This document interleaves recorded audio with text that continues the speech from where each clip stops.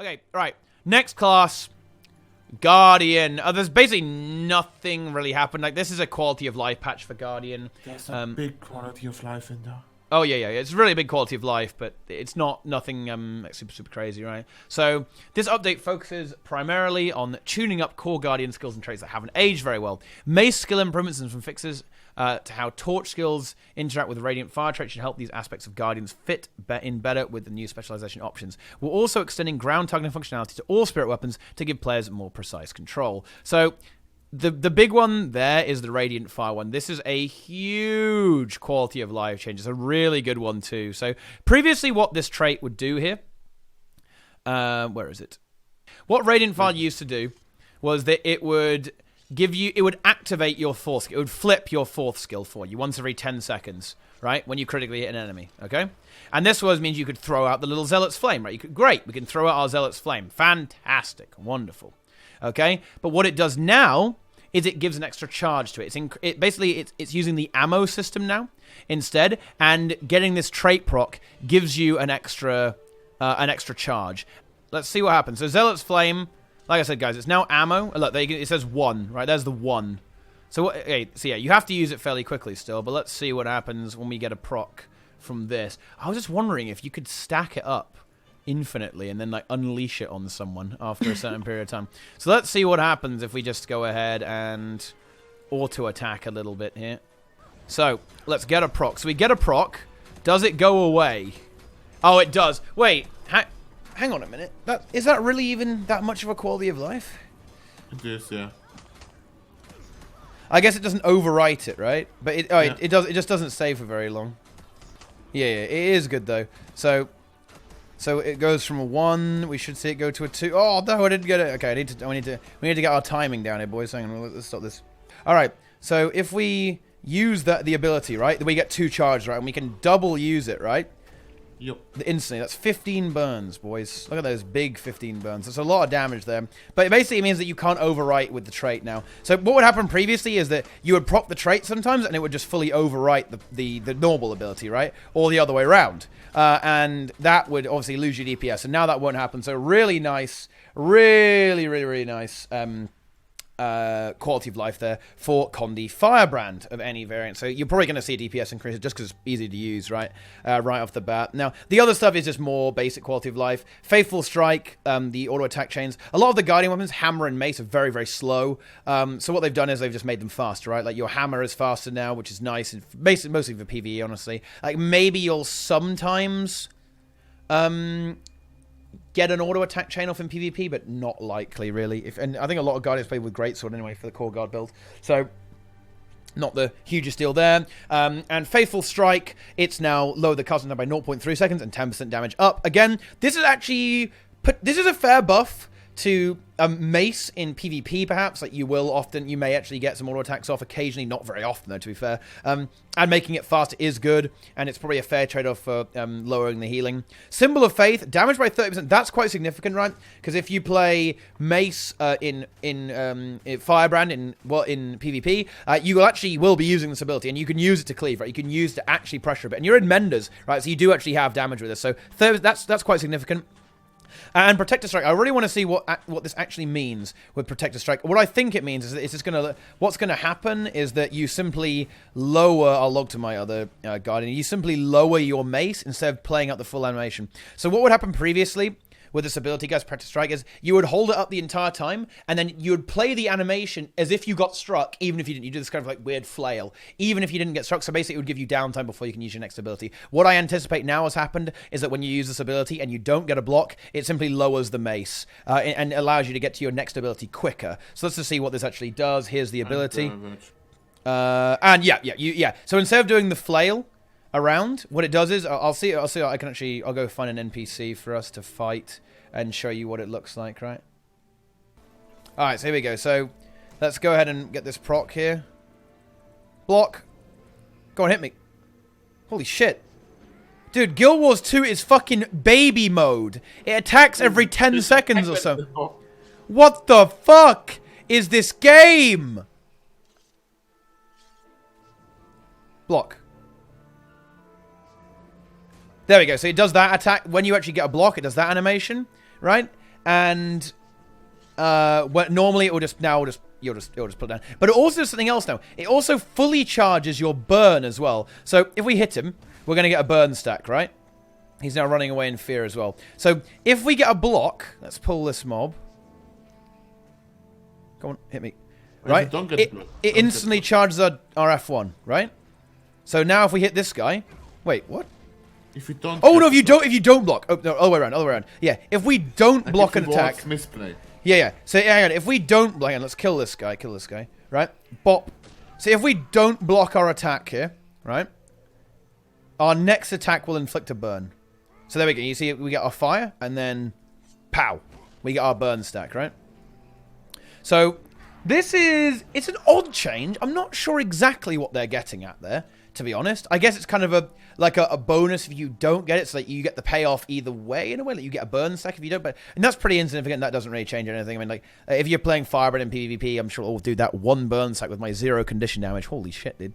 That's going to be some big pressure right there. And everything else, they just made every single spirit weapon player targeted. They kind of nerfed Spirit of the Avenger, though, actually, because they used to have this crazy radius of like 1,200 explosion radius, and now they've nerfed that down to 360.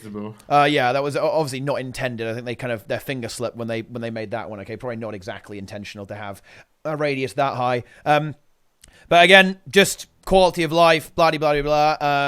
That is what it is, right? You can now, I think the sword is now grand targeted too, which is nice. You can use it on structures. You can use it on stuff like, wherever you want, right?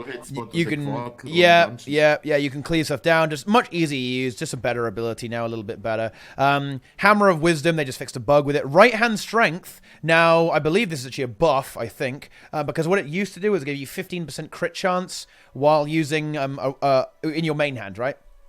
Now, what's going on is that it gives you precision overall, right?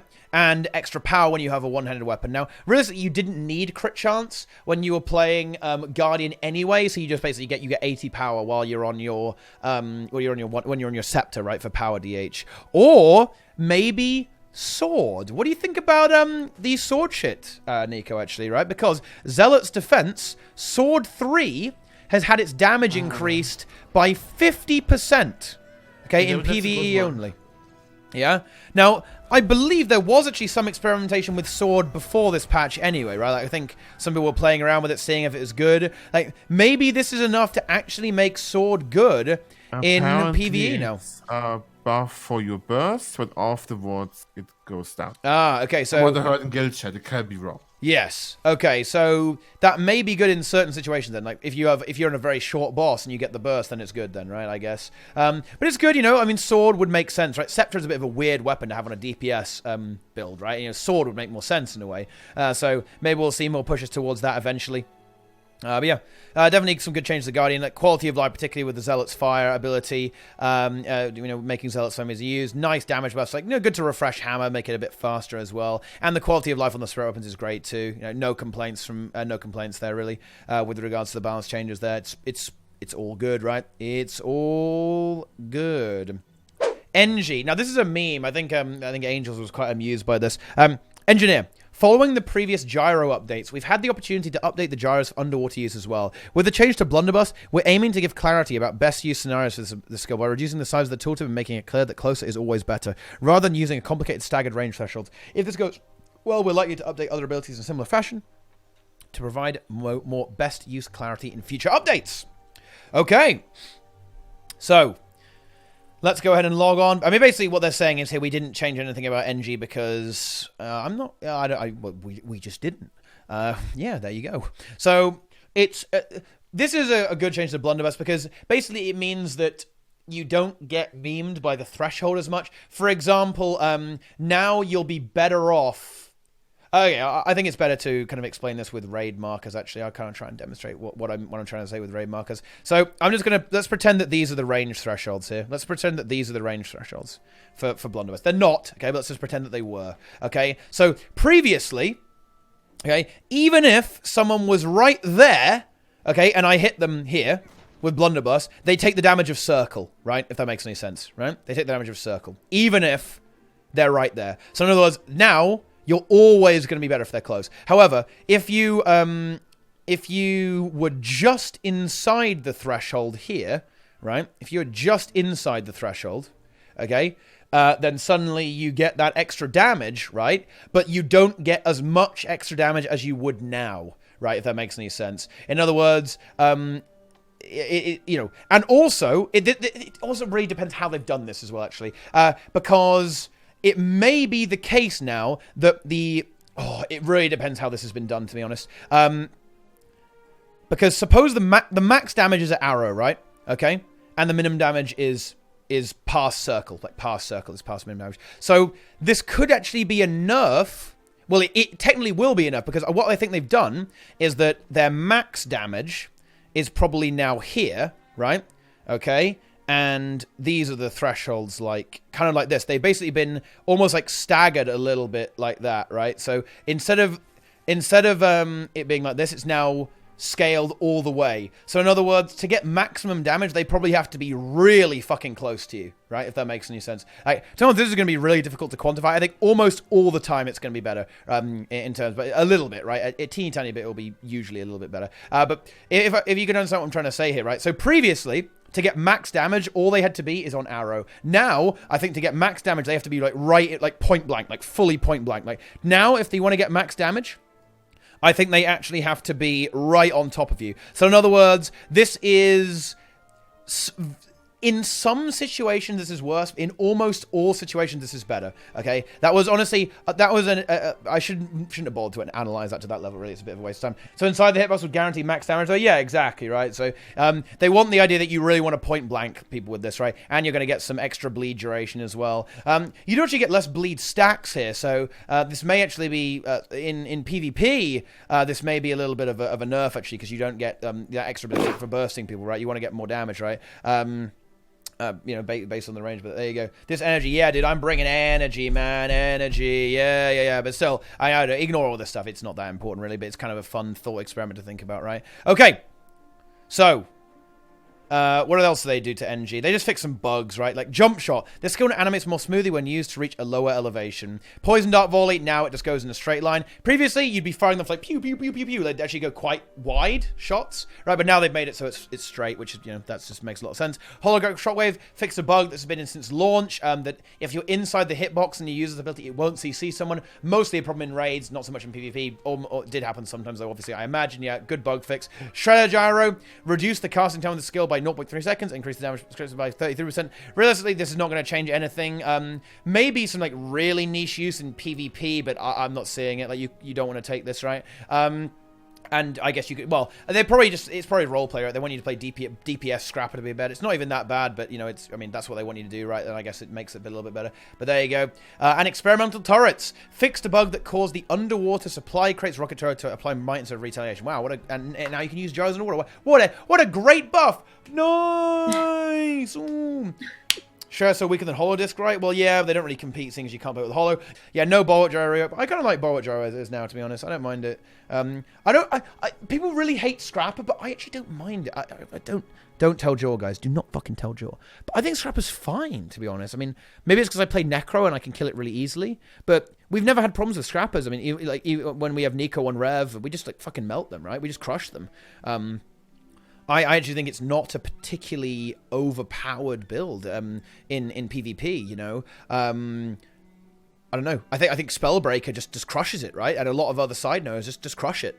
So I don't feel fear. I don't feel fear, Matter. I do not when it comes to the Scrapper. But yeah, Hollow, nothing really changes. I mean, it's just pure fluff, basically. So yeah. Engineer, you have been left out in the rain. Nice. So, we made it, guys. The final class, guys. Okay? Elementalist. Let's do this. So, I'm going to log my Ellie. With the addition of the Weaver and Sword abilities in Path of Fire, the main hand dagger weapon set has been struggling with its identity. The Weaver's Sword is intended to be a single target, high DPS weapon that relies on direct hits to deal damage. In this update, we're leaning into the dagger's close range area of effect damage and burst attacks. Okay. Right. So, the base healing is up on Cone of Cold. Base healing value of dagger offhand is up by 20%. And Evasive Arcana's Cleansing Wave, which is a copy of the dagger skill, of course, is up by 20% as well. I mean, this is... It's nice buffs, but this is honestly buffs Weaver a fair bit as well, actually, of course, because you run Evasive Arcana on Weaver as well, so you've got an extra 20% healing. Hey, nice, I'll take that, especially when you're running a DPS build as well, because, for example, Grimjack and a lot of other Weavers, they play a very aggressive build with no healing power. They actually rely on just raw healing, barrier, and blasting fields to heal, so, hey, 20% base, that's really good for them, right? And buffing Dagger, I mean, that's good for heal 10% PvE for the heal build, where you play, like, Harrier with Dagger Warhorn. Hey, 20%, this ability has been a bit lackluster, to be fair, especially when you compare it with other healing abilities from other classes that come around. So yeah, this is a really good change to Cone of Cold. And Dagger Offhand, this is a buff to the Bunker Weaver build, right? Which is the... so again, they buff Weaver, right? I mean, okay. Yeah. I mean, I guess that's kind of what they intended to say. Yeah, the Bunker builds up a little bit again, because you use Dagger Offhand as well on that, just for extra healing, extra mobility, and stuff like that. So, I mean, yeah, there you go. I guess that's good. I mean, Weaver is falling a bit behind. I actually think Weaver is underrated, though. I think Weaver is better than...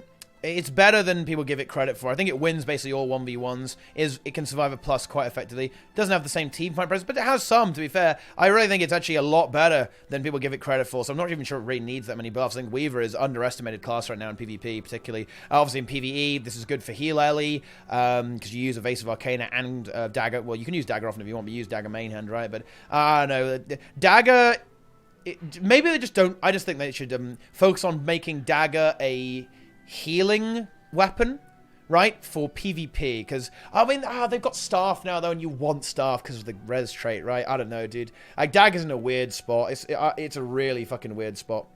Really weird-ass spot, to be honest, with regards to all this stuff, so I don't really know what the hell's going on with Dagger, you know, but we'll have to see how it's gonna go, right, or we shall... see when it comes to this stuff. So Swirling Winds, they've brought some other stuff in line with some other things as well, right? What they've done is so Swirling Winds reduces the radius of the skill from 400 to 360. So in other words, they don't like it not being a multiple of 60.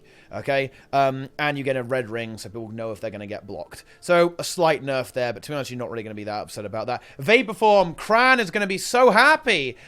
This is a bug that's plagued him for ages. Actually, sometimes when you use Vaporform and you have poison, it doesn't get you back up, right? And you insta die, right?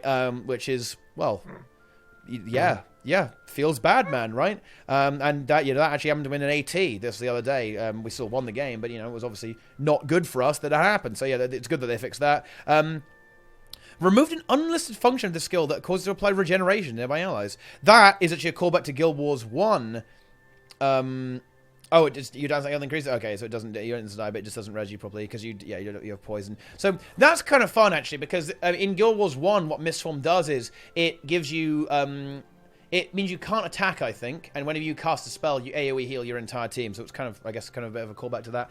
Dragon's Claw, it now cleaves enemies, it pierces enemies. So yeah, this is where they're talking about making it a bit more of an AoE weapon in melee, right? They want to make it a bit more of an AoE attack. So in other words, Dragon's Claw, when you get your fire auto attacks, you're now going to hit all targets. Now, this would be potentially something for Dagger Warhorn, Dagger Focus old school heal Tempest in PvP, right, without the stuff. And that's something that we could actually see play. If they keep buffing Dagger, making it compete and buffing heal Lily in general, we might actually see that come back and maybe helping be able to cleave down things is kind of good, more damage, but I don't know, dude. It's I feel like Dagger is not really going to see, but I think Staff is going to be the future for heal Ellie, realistically. Like, if they gave Ellie some more stability, right, give Hilo some more stability, you'll see Staff Tempest actually get some more play. Like, the biggest problem that Ellie has, and it's what Crown was experiencing in the AT, is that there's just so much CC spam that previously in HOT you could get away with it, you could keep up with it, right? But you just can't keep up with it now because of how much CC spam there actually is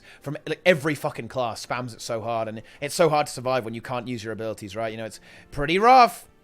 Okay, so now we get into a few reworks. Ring of Earth. This skill has been slightly reworked. It now delivers an attack early in the animation, then another attack upon impacting the ground. Bleeding duration per impact has been reduced from 12 seconds to 6 seconds. Initial impact damage is 27.5% of the final impact. Final impact damage has not changed from the skill's initial value. So, they've given it more damage, 27.5%, and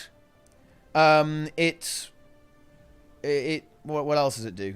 That's basically it, right? It does some damage, then you get some bleeding. Missiles. Yeah, it does. Yeah, it still blocks the missiles, and I guess it's more obvious how it blocks the missiles, right? Does it block missiles both times, actually?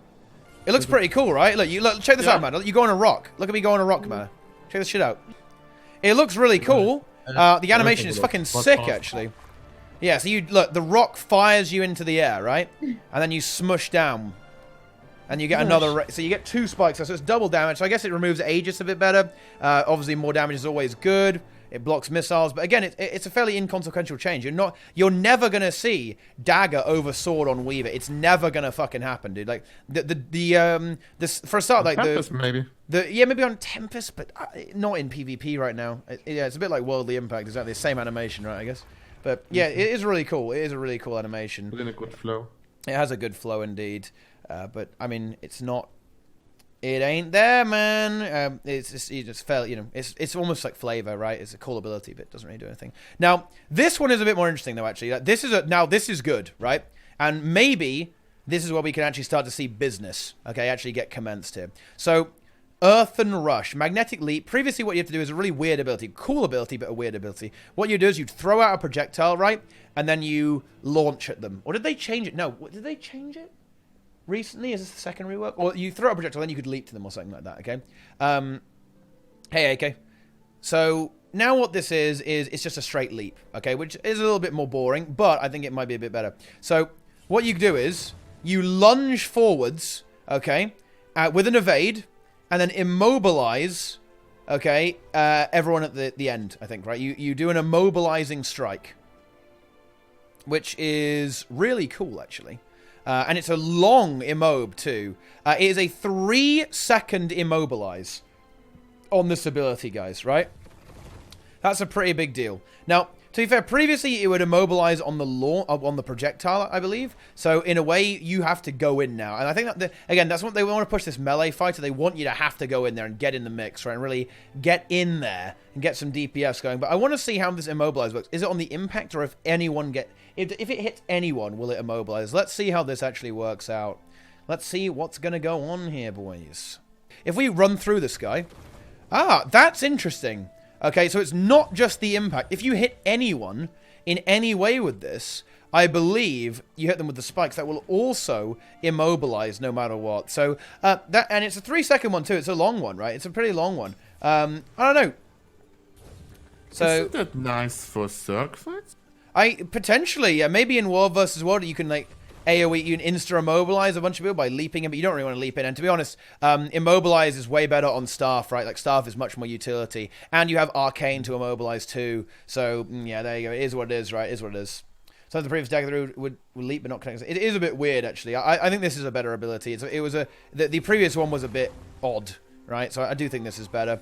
And it's cool too. And, again, it's all about that brawling thing. Can you leap while doing it? Yes, I would imagine so. I would certainly imagine so. Yeah. And you can use this to disengage as well, right? You can run away very easily. So what I can imagine, yeah, you can probably do a bit of you can do with a Fire 3, right? So yeah, you can just go ahead and blink on someone for the instant immobilize. Strong. Yeah. I think it can maybe for core. This is maybe a name at core, right? The old core build, like Dagger, Ellie, right? The good old days, And I actually saw one of the developers streaming core Dagger Ellie. So I think in a way they might actually like that, They were just going to a long range leap that immobilized. It wasn't the sequence going anything. Oh, they already changed it to that. Okay, well there you go. Never mind. Yeah, I don't know. I haven't played Dagger Ellie for a very fucking long time. But either way, I mean, I still think this is a superior version, Yeah. Probably a little bit better. So yeah, core Dagger. It's back, boys. Okay, maybe not. Maybe not so much. So, then the remaining of the changes are just some weird shit. Lightning Whip, ranges down. That actually sucks, by the way. Yeah. I don't know why they did that. I don't know why they thought, you know what, let's just nerf Dagger just for fun. Really unnecessary change, just no reason. Yeah, I do not understand. Okay.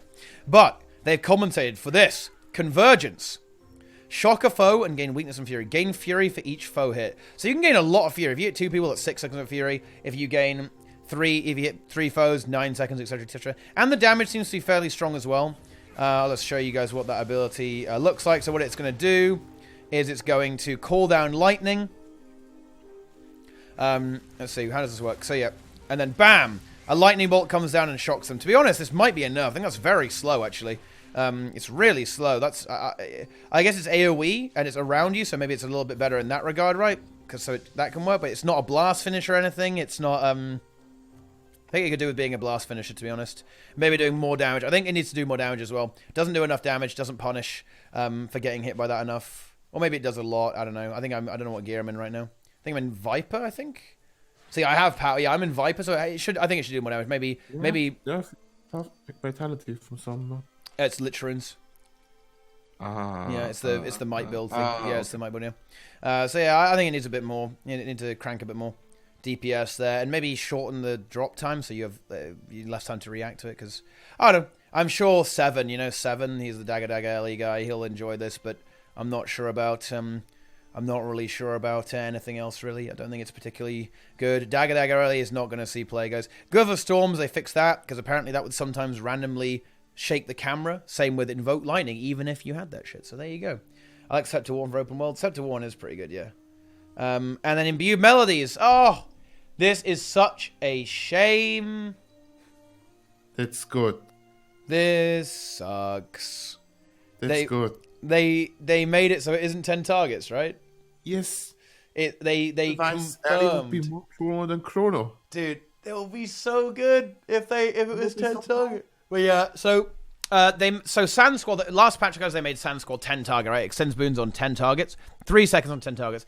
But the trait was still kind of crappy. I wonder if I don't think you even run this trait, do you? This trait kind of sucks. I think you would. Maybe you would, just for your subgroup, I suppose. But yeah, 2 seconds. That's free. yeah, it's still pretty good, I guess, the boon extension there. But now what it does is they've said, nope, it's not supposed to be 10 target. We thought it was a bug, but it's not a bug. It's 5 targets in 2 seconds. It's way worse. It's 3 times worse than the actual ability, which is kind of sucks, but hey, it happens, right? It maybe would have been too strong, arguably, if it had been like that, to be fair. So it's not an unjustified change, realistically. I think I'm okay with it. I've made my peace with it, guys. You know what I mean? It's okay. It's fine. And that's basically all the changes. That's it for all the balance. So overall, the balance patch, I would say, is quite inconsequential.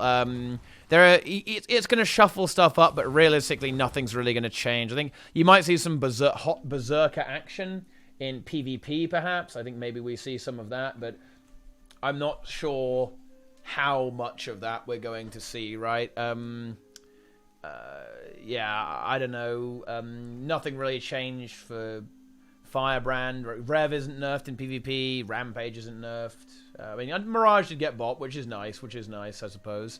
But, you know, I don't think anything's really going to change in basically, well, really any of the game modes particularly. And one of the things I do feel really let down on is the fact that there was just zero change, right, to World versus World. Like, even though the game mode is in such a bad spot balance-wise, it just hasn't been addressed, right? It just has not been addressed at all, unfortunately. Poor World versus World. 0 changes for them. And PvE, it's basically going to be the same. People are still going to play Druid. It's fine. It's just we're walking the road to more homogeneity between classes, which is something I personally dislike, but I guess ArenaNet do kind of like it, that you can swap it. It doesn't really matter what you play, and you know, it's no different at all, right? Which kind of sucks, but hey, that's how it goes. And then for World Sword, nothing happened. PvE, nothing really happens. And PvP, nothing really happens too. Game already balanced. I mean, yeah, I actually think the game is pretty well balanced, but I think there are design problems, and I think there's some fun problems, you know, with regards to the balance. I'd say World vs. World is not balanced, though, actually. World vs. World is stupid, but PvE and PvP, yeah, it's fine, right? It's fine in terms of balance. It's perfectly okay, but yeah, I'm a little disappointed with the patch. I mean, yeah, I am a bit enthusiastic because talking about this stuff is always really exciting to me. I always like talking about this stuff. It's fun. I like it, but I do always find myself kind of wanting more. You know, like some more changes. You know, like this. I just don't think this is really going to impact my play. I think the only thing that might change is going to be big fucking Reapers, dude. There's going to be Reapers, okay, in in PvP. I think Reaper in PvP, and maybe even in ATs and stuff. It's going to be fucking good, dude, okay? Maybe not so much in World versus World, obviously, but I think in PvP you'll actually see Reaper actually get played, which is nice. Which is pretty fucking nice, dude.